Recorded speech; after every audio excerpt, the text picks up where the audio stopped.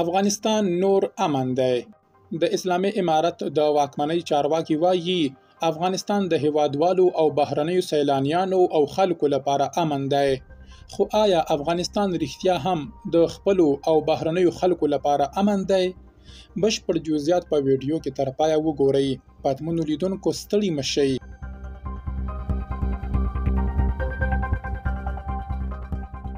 په داسې حال کې چې ډیرو هیوادونو خپلو وګړو ته خبرداری ورکړی چې افغانستان ته سفر ونه کړي، طالبان هڅه کوي چې افغانستان د بهرنیو سیلانیانو په ځانګړې توګه امریکایانو لپاره د یوې نوې تبلیغاتي ویډیو په خپرېدو سره د یو خوندي ځای په توګه وړاندې کړي.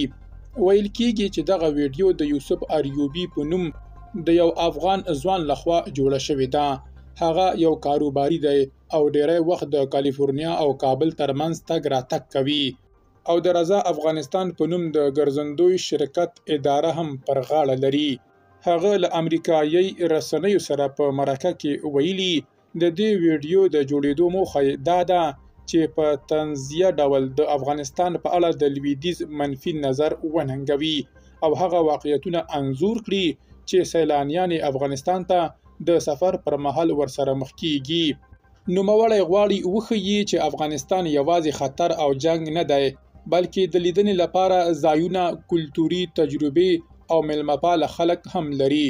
یوسف اریوبی دا څرګندونې داسې مهال کوي چې پر افغانستان د طالبانو تر واکمنېدو وروسته لویدیځ خپلو وګړو ته خبرداری ورکړی چې دغه هیواد ته سفر ونه کړي.